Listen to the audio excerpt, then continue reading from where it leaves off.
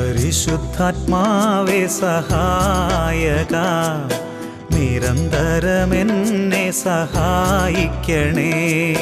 പരിശുദ്ധാത്മാവേ സഹായക, നിരന്തരമെന്നെ സഹായിക്കണേ. നിത്യവും കൂടെ വസിക്കുന്നോനേ, അഭിഷേകത്തിനഗ്നി നിറച്ചിടണേ. നിത്യവും കൂടെ വസിക്കുന്നോനേ, അഭിഷേകത്തിനഗ്നി നിറച്ചിടണേ.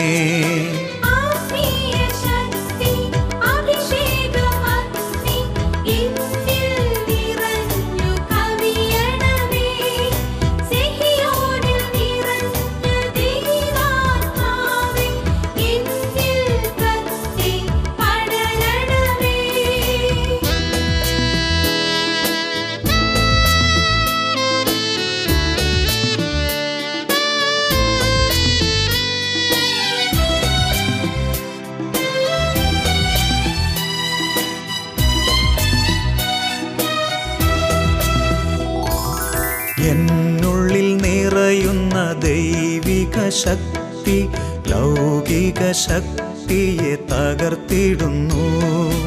എന്നുള്ളിൽ നിറയുന്ന ദൈവിക ശക്തി ലൗകിക ശക്തിയെ തകർത്തിടുന്നു. പാപനീതി ന്യായ ബോധ്യങ്ങൾ ഹൃത്തിൽ നിറച്ചെന്നെ അഭിഷേചിക്കൂ. പാപനീതി ന്യായ ബോധ്യങ്ങൾ ഹൃത്തിൽ നിറച്ചെന്നെ അഭിഷേചിക്കൂ.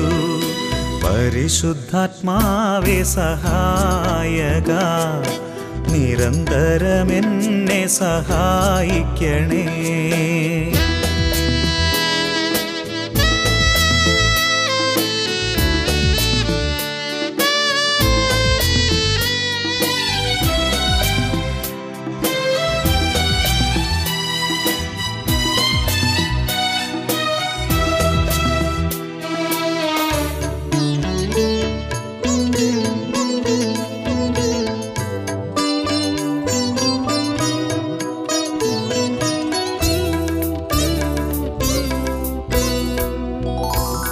വചനം പഠിക്കുവാൻ കൃപ ചൊരിയണമേ, അനുസ്മരിച്ചിടാനും വരമരുളൂ.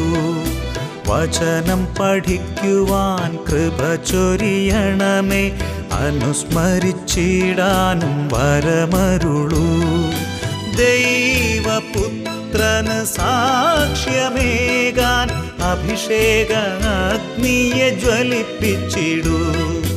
ദൈവപുത്രനു സാക്ഷ്യമേകാൻ അഭിഷേക അഗ്നിയെ ജ്വലിപ്പിച്ചിടൂ.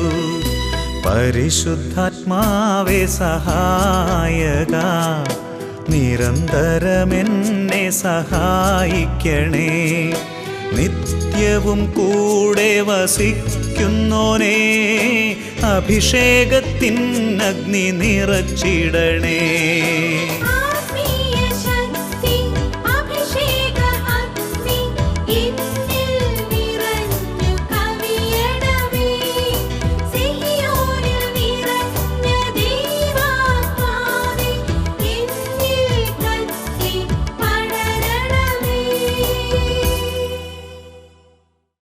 യേശുവേ സ്തോത്രം, യേശുവേ നന്ദി. Hallelujah, hallelujah. അഭിഷേകാഗ്നിയുടെ ശ്രോതാക്കൾക്ക് കർത്താവായ യേശു ക്രിസ്തുവിൻ്റെ നാമത്തിൽ കൃപയും സമാധാനവും. ഈ ദിവസം നാം ശ്രവിക്കുന്നത് ദൈവത്തിൻ്റെ അനുഗ്രഹം സമ്പത്ത് നൽകുന്നു എന്നതിനെക്കുറിച്ചാണ്. അനേകം വ്യക്തികൾക്ക് തെറ്റായൊരു ബോധ്യമുണ്ട്. കർത്താവിനോട് അടുക്കുന്നവർ സാമ്പത്തികമായി ഉയരുകയില്ല എന്നുള്ളത്. എന്നാൽ ദൈവത്തിൻ്റെ വചനം ദൈവമക്കൾക്ക് നൽകുന്ന വളരെ വ്യക്തമായ ഒരു പ്രബോധനമുണ്ട്. സുഭാഷിതങ്ങളുടെ പുസ്തകം 10-ാം അധ്യായം 22-ാം വാക്യം, കർത്താവിൻ്റെ അനുഗ്രഹം സമ്പത്ത് നൽകുന്നു, അവിടുന്ന് അതിൽ ദുഃഖം കലർത്തുന്നില്ല.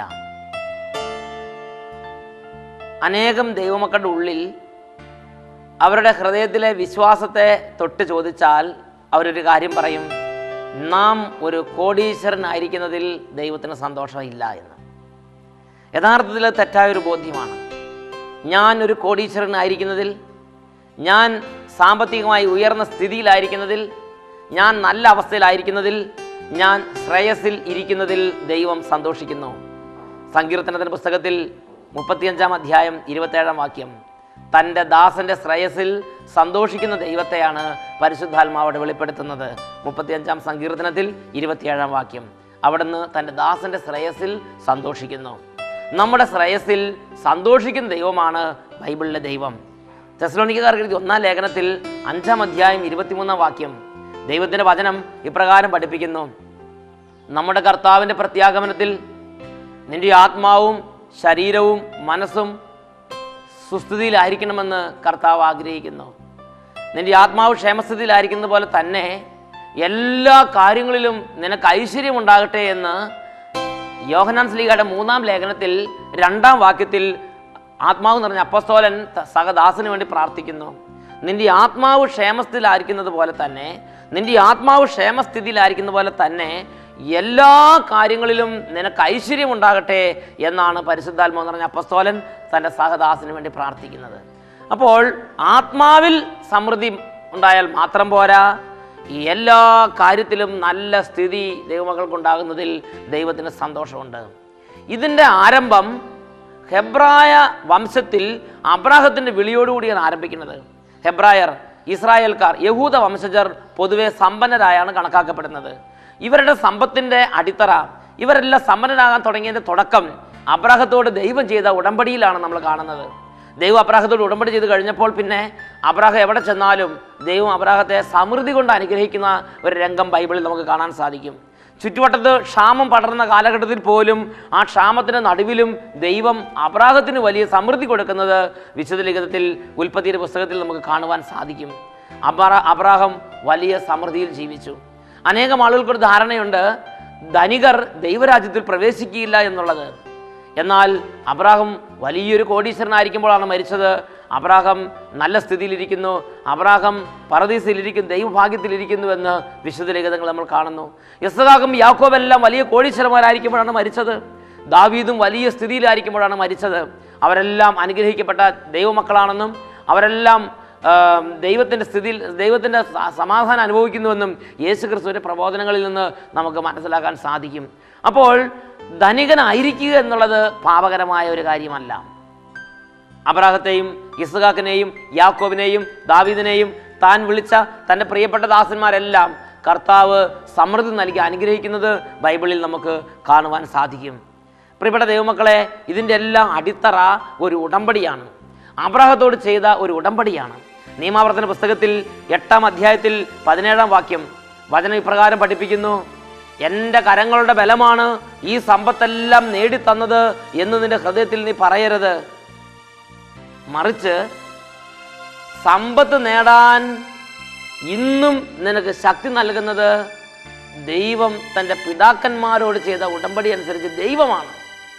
സമ്പത്ത് നേടാൻ ഒരു വ്യക്തിയെ സഹായിക്കുന്നത്, ഒരു വ്യക്തിയെ അനുഗ്രഹിക്കുന്നത്, ഒരു വ്യക്തിക്ക് ശക്തി നൽകുന്നത് പിതാക്കന്മാരോട് ചെയ്ത ഉടമ്പടി അനുസരിച്ച് ദൈവമാണ് സഹായിക്കുന്നത്. അപ്പോൾ സാമ്പത്തിക ഉയർച്ചയുടെ അടിത്തറ പിതാക്കന്മാരോട് ചെയ്ത ഉടമ്പടിയാണ്, അബ്രാഹത്തോട് ചെയ്ത ഉടമ്പടിയാണ്. അതിനുശേഷമാണ് അബ്രാഹവും തുടർന്ന് വിളിക്കപ്പെട്ടവരെല്ലാം അനുഗ്രഹത്തിലും സമൃദ്ധിയിലിരിക്കുന്നത് നമ്മൾ കാണുന്നത്. പ്രിയപ്പെട്ട സഹോദരങ്ങളെ, ഇത് വലിയൊരു ആത്മീയ സത്യമാണ്, വലിയൊരു ആത്മീയ സത്യമാണ്. അബ്രാഹത്തോടു കൂടെ ദൈവം ഉണ്ടായിരുന്നു. അതുകൊണ്ട് അബ്രാഹത്തിൻ്റെ എല്ലാ ഞെരുക്കത്തിലും ഒരു വഴി ദൈവം കാണിച്ചു കൊടുത്തു. ഇതുപോലെ ഇന്ന് ഈ അബ്രാഹത്തിൻ്റെ പിൻഗാമികളായി നാം ഓരോരുത്തരും ഈ വാഗ്ദത്തത്തിൻ്റെ അവകാശികളാണ്, ഈ ഉടമ്പടിയുടെ അവകാശികളാണ്. ഇന്നും ദൈവം പിതാക്കന്മാരോട് ഉടമ്പടി അനുസരിച്ച് നമുക്കും സമ്പത്ത് നേടാൻ ശക്തിയും അനുഗ്രഹങ്ങളും അഭിഷേകങ്ങളും അവിടുന്ന് പ്രദാനം ചെയ്യും. അതിനു മുമ്പ് നമ്മുടെ ജീവിതത്തിൽ ഇതിനെക്കുറിച്ച് നല്ലൊരു കാഴ്ചപ്പാട് വേണം. സാമ്പത്തികമായി ഉയർത്തുന്ന ദൈവമാണ് ബൈബിളിലെ ദൈവം. സാമ്പത്തികമായി അനുഗ്രഹിക്കുന്ന ദൈവമാണ് ബൈബിളിലെ ദൈവം. ഒരു വ്യക്തി ഈ ധ്യാനകേന്ദ്രത്തിൽ ധ്യാനിക്കാൻ വന്നു. ആ വ്യക്തി പറഞ്ഞു, ആ വ്യക്തി കുവൈറ്റിൽ ജോലി ചെയ്തുകൊണ്ടിരുന്ന വ്യക്തിയാണ്. അങ്ങനെ കുവൈറ്റിൽ ജോലി ചെയ്തുകൊണ്ടിരിക്കുമ്പോഴാണ് അദ്ദേഹത്തെ പെട്ടെന്ന് കുവൈറ്റിൽ നിന്ന് നാട് കടത്തിയത്. അദ്ദേഹം മിനിസ്ട്രി ഓഫ് ഹെൽത്തിലായിരുന്നു ജോലി ചെയ്തുകൊണ്ടിരുന്നത്. അദ്ദേഹം ദൈവവചനം കേട്ട് ധ്യാനം കൂടിക്കൊണ്ടിരിക്കുമ്പോൾ ദൈവത്തിൻ്റെ പരിശുദ്ധാത്മാവ് സാമ്പത്തികമായി ഉയർത്തുന്ന ദൈവത്തെക്കുറിച്ചുള്ള ബോധ്യം കൊടുത്തു. അദ്ദേഹം അത് വിശ്വസിച്ച് കർത്താവിൻ്റെ സന്നിധിയിൽ തൻ്റെ എല്ലാ പാപങ്ങളും ഏറ്റുപറഞ്ഞ് ഉപേക്ഷിച്ച് പ്രാർത്ഥിച്ചു. അദ്ദേഹം പറഞ്ഞു, ഞാൻ കുവൈറ്റിൽ നിന്ന് ചെയ്യാത്ത തെറ്റിന് ശിക്ഷിക്കപ്പെട്ട് നാട് കടത്തപ്പെട്ട വ്യക്തിയാണ്. എൻ്റെ പേപ്പേഴ്സ് എല്ലാം അവിടെ തടഞ്ഞു വെച്ചിരിക്കുകയാണ്. എനിക്ക് കിട്ടാനുള്ള പണം പോലും കിട്ടിയിട്ടില്ല. അദ്ദേഹം ഉയർന്ന് അനുഗ്രഹിക്കുന്ന ദൈവത്തെക്കുറിച്ച് കേട്ടപ്പോൾ ആ കാര്യത്തിന് വേണ്ടി പ്രാർത്ഥിച്ചു. കർത്താവ് അദ്ദേഹത്തിൻ്റെ ജീവിതത്തിൽ ഇടപെട്ടു. ധ്യാനം കഴിഞ്ഞ് തിരിച്ചു ചെന്ന് 1.5 മാസം കഴിഞ്ഞപ്പോൾ അദ്ദേഹത്തിനെ കുവൈറ്റിലുള്ള മിനിസ്ട്രി തന്നെ ഇടപെട്ട് തിരിച്ചു വിളിച്ച് ആദ്യത്തുണ്ടായിരുന്നതിനേക്കാൾ ഉയർന്ന സ്ഥാനം നൽകി, ഉയർന്ന ജോലി നൽകി കർത്താവ് അദ്ദേഹത്തെ അനുഗ്രഹിച്ചു. ഇതുപോലെ ഒരുപാട് സംഭവങ്ങൾ അച്ഛൻ്റെ ഓർമ്മയിൽ വരുന്നുണ്ട്. ദൈവമായ കർത്താവിനെ ആരാധിച്ചപ്പോൾ, ദൈവമായ കർത്താവിൻ്റെ വഴികളിലൂടെ നടന്നപ്പോൾ കർത്താവ് അനുഗ്രഹിച്ചത്. പ്രിയപ്പെട്ട ദൈവമക്കളെ, ജെറമ്യായുടെ പുസ്തകത്തിൽ 31-ാം അധ്യായത്തിൽ 12-ാം വാക്യം, കർത്താവിൻ്റെ വിശിഷ്ട ദാനങ്ങളായ ധാന്യം, വീഞ്ഞ്, എണ്ണ, ആടുമാടുകൾ, ദാസിദാസന്മാർ എന്നിവയാൽ അവിടുന്ന് അവരെ സംതൃപ്തരാക്കി. കർത്താവിൻ്റെ മക്കളെ കർത്താവ് ആത്മീയമായ അനുഗ്രഹങ്ങൾ കൊണ്ട് മാത്രമല്ല സംതൃപ്തരാക്കുന്നത്, കർത്താവിൻ്റെ മക്കളെ ഭൗതിക അനുഗ്രഹങ്ങൾ കൊണ്ടുകൂടെ കർത്താവ് സംതൃപ്തരാക്കുന്നു. കർത്താവിൻ്റെ വിശിഷ്ട ദാനങ്ങളായ ധാന്യം, വീഞ്ഞ്, എണ്ണ, ആടുമാടുകൾ, ഭൗതിക സമൃദ്ധി കൊണ്ട് കർത്താവ് അവരെ സമ്പന്നരാക്കുന്നു. പ്രിയപ്പെട്ട ദൈവമക്കളെ, എന്തുകൊണ്ടാണ് നാം സമ്പന്നരായിരിക്കുന്നതിൽ ദൈവത്തിന് സന്തോഷം? നമ്മളൊന്ന് ചിന്തിച്ചു നോക്കുക. പിതാവായ ദൈവത്തിൻ്റെ സ്ഥിതി എന്താണ്? പിതാവായ ദൈവം വിശുദ്ധ ലിഖിതം നമുക്ക് വെളിപ്പെടുത്തി തരുന്നതനുസരിച്ച് സർവ്വത്തിൻ്റെയും അധിപതിയായ കർത്താവാണ്. റോമാലേഖനത്തിൽ 9-ാം അധ്യായം 5-ാം വാക്യത്തിൽ പഠിപ്പിക്കുന്നു, അവിടുന്ന് സകലത്തിൻ്റെയും അധിപതിയായ ദൈവമാണ്. ഈ ഭൂമിയിലും പരലോകത്തിലുമുള്ള സകല കാര്യങ്ങളുടെയും അധിപതിയാണ് പിതാവായ ദൈവം. അവിടുന്ന് ഒരു പിച്ചക്കാരനല്ല, അവിടുന്ന് ഒരു ദരിദ്രനല്ല, അവിടുന്ന് സകലത്തിൻ്റെയും അധിപതിയും സമൃദ്ധിയുടെയും ദൈവമാണ്. പ്രിയപ്പെട്ട ദൈവമക്കളെ, അങ്ങനെ സമൃദ്ധിയുടെ ദൈവമായ ഈ സ്വർഗീയ പിതാവിൻ്റെ മകനും മകളുമാണ് ഞാനും നിങ്ങളും. അങ്ങനെയെങ്കിൽ ഈ സ്നേഹപിതാവിൻ്റെ മുഴുവൻ സമ്പത്തിൻ്റെയും മുഴുവൻ സമൃദ്ധിയുടെയും അവകാശികൾ കൂടെയാണ് നാം ഓരോരുത്തരും. അതുകൊണ്ടാണ് നമുക്ക് സമൃദ്ധി നൽകുന്നതിൽ ദൈവത്തിന് സന്തോഷമുള്ളത്. പ്രിയപ്പെട്ട ദൈവമക്കളെ, സമ്പത്ത് അല്ലെങ്കിൽ ലോകത്തിലെ സമ്പത്ത് പിശാചിൻ്റെതാണ് എന്നൊരു ചിന്ത പലരുടെ ഉള്ളിലുണ്ട്. തെറ്റായ ബോധ്യമാണ്. ഇത് ദൈവത്തിൻ്റെയാണ്. ലോകം മുഴുവനും സകല ലോകങ്ങളും പിതാവായ ദൈവത്തിൻ്റെ അധികാരത്തിന് കീഴിലാണ്. ദൈവമാണ് സകലത്തിൻ്റെയും അധിപതി. അങ്ങനെയെങ്കിൽ ദൈവത്തിൻ്റെ സമൃദ്ധിയിൽ നമുക്കും പങ്കാളിത്തം തരാൻ ദൈവത്തിന് സന്തോഷം മാത്രമേ ഉള്ളൂ. ദൈവത്തിന് സന്തോഷം മാത്രമേ ഉള്ളൂ. അപ്പോൾ ചിലർ മനസ്സിൽ ചിന്തിക്കുന്ന ഒരു ചിന്തയുണ്ട്, അങ്ങനെയെങ്കിൽ കർത്താവ് യേശുക്രിസ്തുവിൻ്റെ അവസ്ഥ എന്താണ്? യേശുക്രിസ്തു കുരിശിൽ, യേശുക്രിസ്തു ബെത്ലഹേം നഗരിയിൽ ഒരു പുൽക്കൂട്ടിൽ ഒന്നുമില്ലാത്തവനായി പരമദാരിദ്ര്യത്തിൽ ജനിച്ചു. യേശുക്രിസ്തു 33 വർഷത്തോളം പരമദാരിദ്ര്യത്തിൽ ജീവിച്ചു. യേശുക്രിസ്തു കുരിശിൽ പരമദാരിദ്ര്യത്തിൽ മരിച്ചു. യേശുക്രിസ്തു അടക്കം ചെയ്യപ്പെട്ടതും പരമദാരിദ്ര്യത്തിൽ തന്നെ. സ്വന്തമായി ഒരു കല്ലറ പോലും ഇല്ലാതെ തോട്ടത്തിലെ ഒരു കല്ലറയിൽ, പരദേശിയുടെ ഒരു കല്ലറയിൽ അവൻ അടക്കം ചെയ്യപ്പെട്ടു. അങ്ങനെ യേശുക്രിസ്തു ഒന്നുമില്ലാത്തവനായി ജനിച്ചു, ഒന്നുമില്ലാത്തവനായി ജീവിച്ചു, ഒന്നുമില്ലാത്തവനായി മരിച്ചു. അങ്ങനെ പരമദാരിദ്ര്യത്തിൽ യേശുക്രിസ്തു തൻ്റെ ജീവിതം അവസാനിപ്പിച്ചു. പ്രിയപ്പെട്ട സഹോദരങ്ങളെ, ഈ യേശുക്രിസ്തുവിനെ കാണിച്ചിട്ട് അനേകർ ചിന്തിക്കുന്നൊരു ചിന്തയുണ്ട്. ഈ യേശുക്രിസ്തുവിനെ വെളിപ്പെടുത്തിയിട്ട് അനേകർ പറയുന്നൊരു കാര്യമുണ്ട്, ഈ യേശുക്രിസ്തു ജീവിച്ചതുപോലെ പരമദാരിദ്ര്യത്തിൽ നാം ജീവിക്കണം. എന്നാൽ എന്താണ് ഇതിൻ്റെ മർമ്മം എന്ന് പലരും ചിന്തിക്കുന്നില്ല. ഞാൻ ആദ്യം ഒന്ന് ചോദിക്കട്ടെ, എന്ന് മുതലാണ് യേശുക്രിസ്തു ദാരിദ്ര്യത്തിലായത്? ഈശോ പിതാവിന് ഈ ഭൂമിയിൽ വരുന്നതിന് മുമ്പ്, മനുഷ്യനായി അവതരിക്കുന്നതിന് മുമ്പ് ഈശോയുടെ അവസ്ഥ എന്തായിരുന്നു? ഈശോയെക്കുറിച്ച് ബൈബിൾ പഠിപ്പിക്കുന്നത് ഇങ്ങനെയാണ്, അവൻ പിതാവിനോട് സമനായിരുന്നു. സർവാധിപതിയായ, വാഴ്ത്തപ്പെട്ടവനും ഏകപരമാധികാരിയും രാജാക്കന്മാരുടെ രാജാവും പ്രഭുക്കന്മാരുടെ പ്രഭുവുമായ പിതാവായ ദൈവത്തോട് സമനായിരുന്നു പുത്രനായ ദൈവം. അങ്ങനെ അവൻ സർവാധിപതി ആയിരിക്കുമ്പോഴാണ് അതെല്ലാം പരിത്യജിച്ച് ദാസന്റെ വേഷമെടുത്ത് ഭൂമിയിലേക്ക് വന്നത്. ഭൂമി ജനിക്കുന്നത് വരെ യേശുക്രിസ്തു അധിപതിയായ മഹത്വത്തിൻ്റെ ദൈവമാണ്, വലിയ സമൃദ്ധിയുടെ ദൈവമാണ്. ഇനി യേശുക്രിസ്തു ഭൂമിയിൽ ജീവിച്ച് മരിച്ച് ഉയർത്തെഴുന്നേറ്റതിന് ശേഷമുള്ള യേശുവിൻ്റെ അവസ്ഥ എന്താണ്? വെളിപാടിൻ്റെ പുസ്തകം രേഖപ്പെടുത്തുന്നത് ഇങ്ങനെയാണ്, അവൻ വലിയ പ്രതാപിയും വലിയ മഹത്വപൂർണനും വലിയ സമൃദ്ധിയുടെയും ദൈവമായിട്ടാണ് വെളിപാടിൻ്റെ പുസ്തകം യേശുക്രിസ്തുവിനെ അവതരിപ്പിക്കുന്നത്. വലിയ പ്രതാപിയായ ദൈവം, പ്രതാപവാനായ യേശുക്രിസ്തുവാണ് വെളിപാടിലെ യേശുക്രിസ്തു.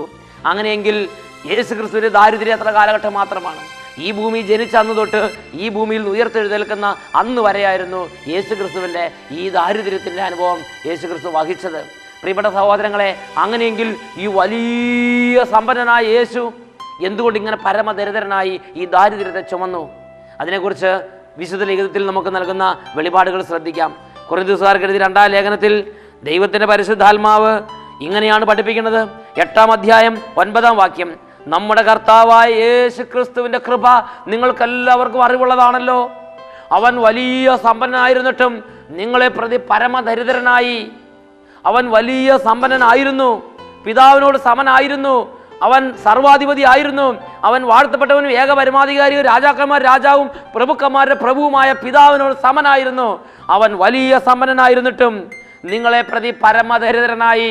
മനുഷ്യാവതാര സമയത്ത് പുൽക്കൂട്ടിൽ ദാരിദ്ര്യമെന്ന വലിയ തിന്മ ചുമന്നുകൊണ്ട് അവൻ പുൽക്കൂട്ടിൽ ദരിദ്രനായി ജനിച്ച് ദരിദ്രനായി ജീവിച്ചു. അതെന്തിനു വേണ്ടിയാണ്? വചനം പഠിപ്പിക്കുകയാണ്, തൻ്റെ ദാരിദ്ര്യത്താൽ നിങ്ങൾ സമ്പന്നരാകാൻ വേണ്ടി തന്നെ. തൻ്റെ ദാരിദ്ര്യത്താൽ നിങ്ങൾ സമ്പന്നരാകാൻ വേണ്ടി തന്നെ. യേശു ക്രിസ്തു നമ്മുടെ പാപം ചുമന്നതുപോലെ തന്നെ വലിയൊരു രക്ഷാകര രഹസ്യമാണ്. യേശു ക്രിസ്തു നമ്മുടെ ദാരിദ്ര്യം അവിടുത്തെ ശരീരത്തിൽ ചുമന്നു.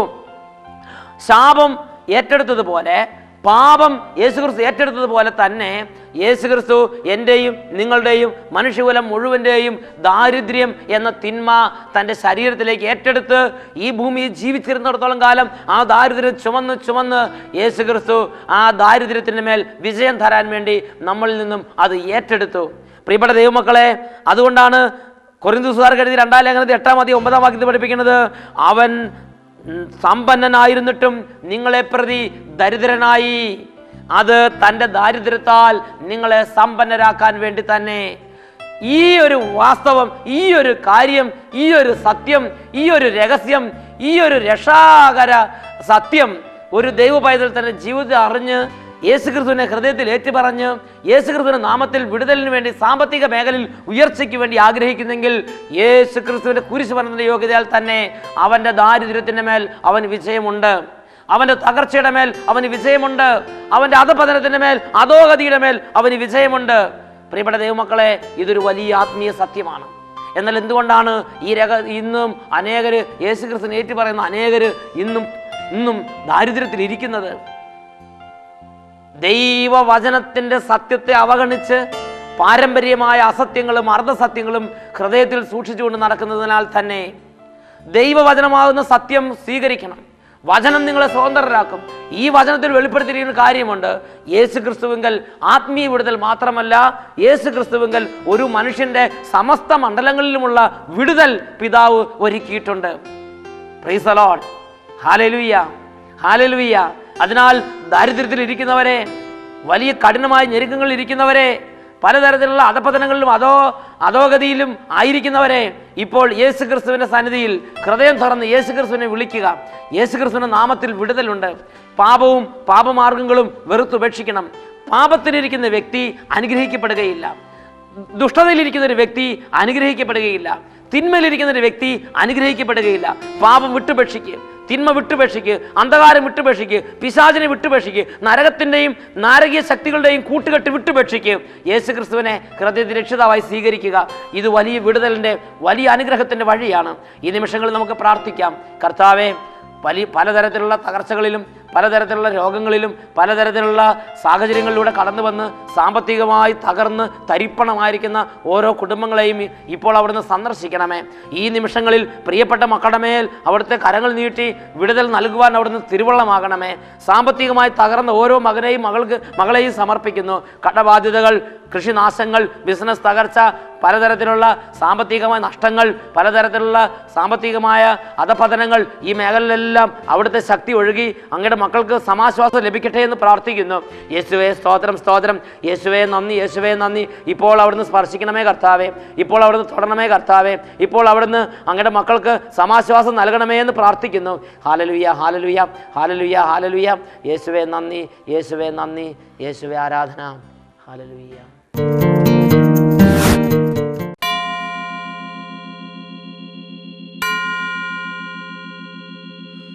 Ah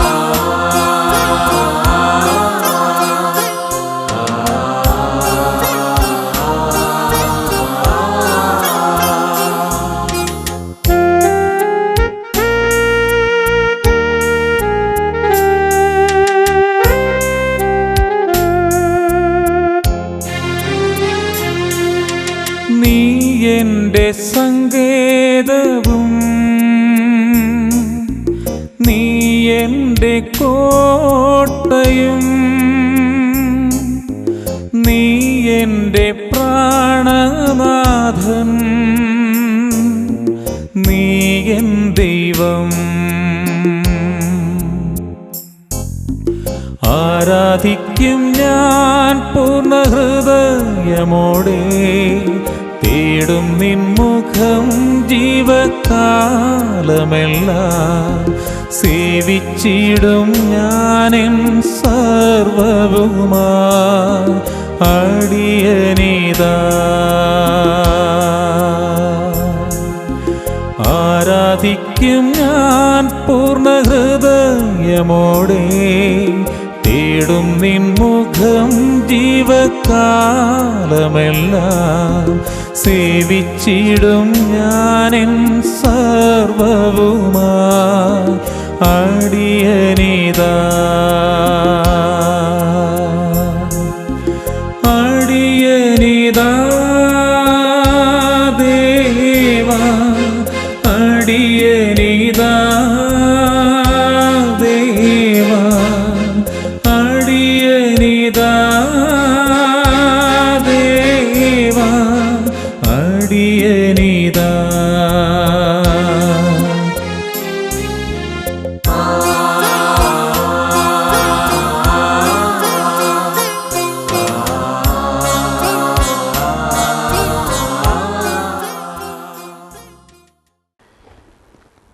ഹൃദയം തുറന്ന് കർത്താവിനെ വിളിച്ച് ഈ നിമിഷങ്ങളിൽ പ്രാർത്ഥിക്കുന്ന എല്ലാ വ്യക്തികളിലും കുടുംബങ്ങളിലും ദൈവമായ കർത്താവിന് ശക്തി ഒഴുകുന്ന സമയമാണിത്.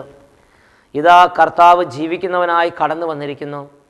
ഇപ്പോൾ നാം ഓരോരുത്തരും ആയിരിക്കുന്ന സ്ഥലങ്ങളിൽ കർത്താവിൻ്റെ സാന്നിധ്യമുണ്ട്. മനസ്സിൻ്റെ ഉള്ളറകളിൽ കർത്താവിനെ പൂജിച്ച് ആരാധിക്കാം. ഹൃദയത്തിൻ്റെ ഉള്ളിൽ കർത്താവിന് വേണ്ടി സിംഹാസനം ഒരുക്കാം. ഇതാ കർത്താവായ ദൈവം ശക്തിയുടെയും മഹത്വത്തിൻ്റെയും ദൈവമായി എഴുന്നള്ളി വന്നിരിക്കുകയാണ്. ഈ നിമിഷങ്ങളിൽ പ്രാർത്ഥിക്കുന്നു. പിതാവേ, പുത്രനായ യേശു ക്രിസ്തുവിൻ്റെ നാമത്തിൽ തകർന്നു പോയ കുടുംബങ്ങളെ ഇപ്പോൾ പുനരുദ്ധരിക്കുവാൻ അവിടുന്ന് ഇടപെടണമേ. ഓരോ തരത്തിലുള്ള കഷ്ടങ്ങളാലും ഓരോ തരത്തിലുള്ള സാമ്പത്തിക ഞെരുക്കങ്ങളാലും കണ്ണീരിലിരിക്കുന്ന കുടുംബങ്ങളിലേക്ക് അങ്ങയുടെ ശക്തി ഇപ്പോൾ ഒഴുകട്ടെ. പലതരത്തിലുള്ള കൃഷി പരാജയങ്ങൾ വന്ന കുടുംബങ്ങളുടെ മേൽ ഇപ്പോൾ അങ്ങയുടെ ശക്തി വ്യാപരിക്കട്ടെ. കൃഷിയിടങ്ങളും വിളഭൂമികളെല്ലാം അനുഗ്രഹിക്കപ്പെടട്ടെ. കർത്താവേ, തകർന്ന കൃഷിയിടങ്ങളിലെ അവിടുത്തെ ശക്തി ഒഴുകി തകർന്ന കൃഷിയിടങ്ങളെ അവിടുന്ന് പുനരുദ്ധരിക്കണമേ. കർത്താവേ, സാമ്പത്തികമായി കടബാധിത മേൽക്കുമേൽ വന്ന് കടബാധിതർ കെണിയായി ജീവിതത്തെ നശിപ്പിച്ചുകൊണ്ടിരിക്കുന്ന ജീവിതങ്ങളിൽ നിന്ന് കടബാധിതർ കെട്ടുകളടിച്ച് അവിടുന്ന് മോചിപ്പിക്കണമേ എന്ന് പ്രാർത്ഥിക്കുന്നു. പഠനരംഗത്തും ആത്മീയ രംഗത്തും തളർന്നുകൊണ്ടിരിക്കുന്നവരെ ഇപ്പോൾ അവിടുന്ന് സ്പർശിക്കണമേ.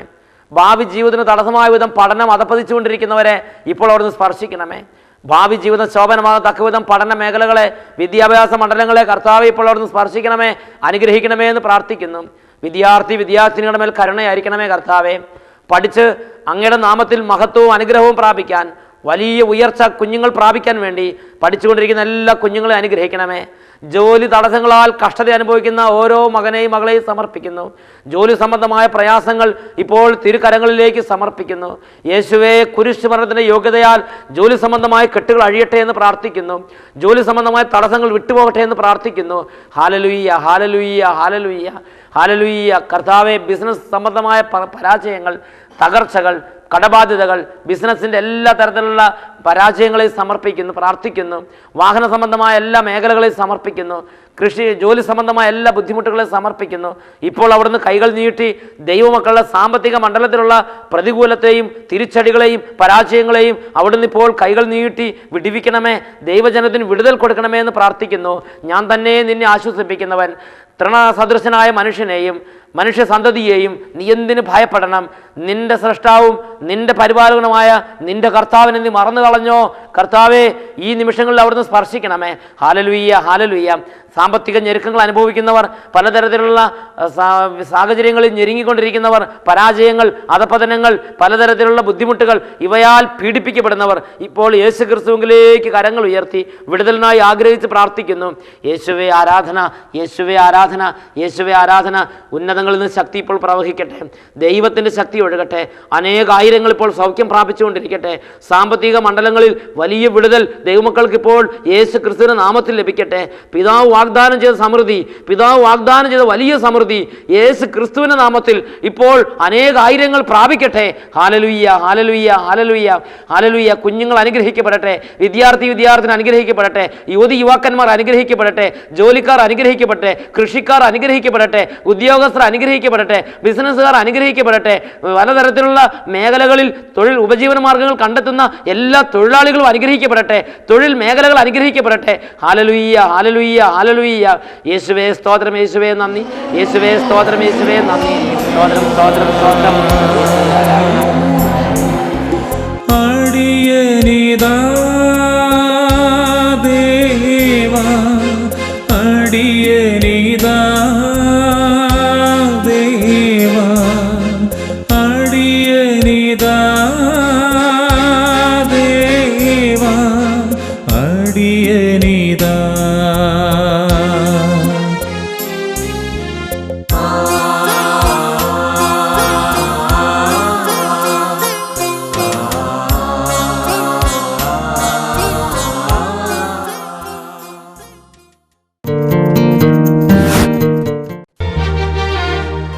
എൻ്റെ പേര് ആഷ്ന, +2 പഠിക്കുന്നത്.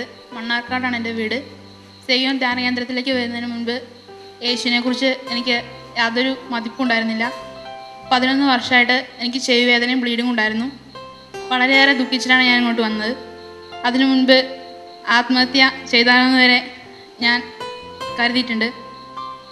അതിന് പപ്പ പറഞ്ഞപ്പോൾ നീ സെയ്യോനിലൊന്ന് പോയി നോക്ക്, എനിക്ക് എന്തായാലും സൗഖ്യം ഉണ്ടായിരിക്കും. അപ്പോഴൊക്കെ ഞാൻ പപ്പയോട് എതിർത്ത് സംസാരിക്കുമായിരുന്നു. രാത്രികളിൽ എനിക്ക് ഉറക്കം തന്നെ ഉണ്ടായിരുന്നില്ല. എനിക്ക് ചെവി വേദന ഉണ്ടാകുമ്പോൾ ഞാൻ മമ്മിയോട് രാത്രി എണീറ്റ് പറയും, മമ്മി ചെവി വേദനിക്കുന്നു, തിരുമ്മിത്താന്ന് പറയും. അപ്പോൾ മമ്മി എനിക്ക് രാത്രി എണീറ്റിട്ട് മമ്മി തിരുമ്മി തരും. അങ്ങനെ എനിക്കും മമ്മിക്കും ഉറക്കം ഉണ്ടായിരുന്നില്ല. ഞാൻ ദൈവത്തിന് നന്ദി പറയാറുണ്ട് ഇപ്പോൾ എനിക്ക് ഇത്രയും നല്ല മാതാപിതാക്കളെ തന്നതിന്. ഞാൻ ആരാധിച്ചുകൊണ്ടിരിക്കുമ്പോൾ അറിയാതെ തന്നെ എൻ്റെ കണ്ണുകൾ നിറഞ്ഞു. ഞാൻ കരയുന്നുണ്ടെന്ന് എനിക്ക് തന്നെ അത്ര അറിയില്ലായിരുന്നു. പിന്നെ ഒരു കുട്ടി എൻ്റെ മേത്തേക്ക് വന്ന് വീണപ്പോഴാണ്, കളിച്ചുകൊണ്ടിരിക്കുന്ന ഒരു കൊച്ചെൻ്റെ മേത്തോട്ട് വന്ന് വീണപ്പോഴാണ് എനിക്ക് ശരിക്കും സുബോധം ഉണ്ടായത്. അപ്പോഴാണ് എനിക്ക് മനസ്സിലായത് ഞാൻ കരയായിരുന്നു എന്ന്. അപ്പോൾ ഞാൻ ഇതുവരെ ചെയ്തിട്ടുള്ള എല്ലാ പാപങ്ങൾക്കും ദൈവത്തോട് മാപ്പ് അപേക്ഷിച്ചു. എൻ്റെ ചെവി വേദനയും ബ്ലീഡിങ്ങും സുഖമാക്കണമെന്ന് ഞാൻ മനമുരുകി പ്രാർത്ഥിച്ചു. അതിൻ്റെ ഫലമായിട്ട് സ്വർഗത്തിൽ നിന്ന് ഒരു സ്വരം ഉണ്ടാകുമെന്ന് എനിക്ക് തോന്നി. ഭയപ്പെടേണ്ട, ഞാൻ നിന്നോട് കൂടെയുണ്ട്, നിന്നെ ഞാൻ സൗഖ്യമാക്കുമെന്ന്. അതിൽ വിശ്വസിച്ച് ഞാൻ സ്തുതിച്ച് പ്രാർത്ഥിച്ചു. അപ്പോൾ അച്ഛൻ വിളിച്ചു പറഞ്ഞു 11 പേർക്ക് ചെവിയുടെ അസുഖവുമായി ബന്ധപ്പെട്ട് സൗഖ്യമുണ്ടാകുന്നെന്ന്. ഇവിടെ വന്നപ്പോൾ മുതൽ എനിക്ക് ചെവിയിൽ ഭയങ്കര അടപ്പായിരുന്നു. എന്ത് പറഞ്ഞാലും എനിക്ക് കേൾക്കില്ലായിരുന്നു. എന്തെങ്കിലും പറയാൻ കേൾക്കുകയാണെങ്കിൽ എൻ്റെ അടുത്ത് വന്ന് പറയണം. അതിനോട് ഞാൻ എൻ്റെ പപ്പയുടെ മമ്മിയുടെ എപ്പോഴും വഴക്കുണ്ടായിരുന്നു. എന്തെങ്കിലും പറഞ്ഞാൽ ഉറക്കെ പറഞ്ഞുകൂടെ എന്ന് പറഞ്ഞിട്ട് എപ്പോഴും ഞങ്ങൾ തമ്മിൽ വഴക്കായിരുന്നു. യാതൊരു താല്പര്യമില്ലാതെയാണ് ഇവിടെ വന്നത്. അവസാനം ദൈവം സുഖമാക്കി. ഒത്തിരിയേറെ നന്ദിയുണ്ട്. Thank you Jesus. കരങ്ങളടി ജീശോയെ മഹത്വപ്പെടുത്താം. 11 വർഷമായി ചെവിയുടെ കേൾവി അടഞ്ഞിരിക്കുകയായിരുന്നു. ആ കേൾവി ചെവി അടഞ്ഞിരുന്ന അവസ്ഥ കർത്താവ് മാറ്റിക്കൊടുത്തു. ചെവിയുടെ വേദന കർത്താവ് സുഖപ്പെടുത്തി കൊടുത്തു. അതുപോലെ ബ്ലീഡിംഗ് രോഗവും കർത്താവ് സുഖപ്പെടുത്തി കൊടുത്തു. അത്ഭുതകരമായ രോഗസൗഖ്യങ്ങൾ കർത്താവ് പ്രിയമകൾക്ക് പ്രദാനം ചെയ്തു.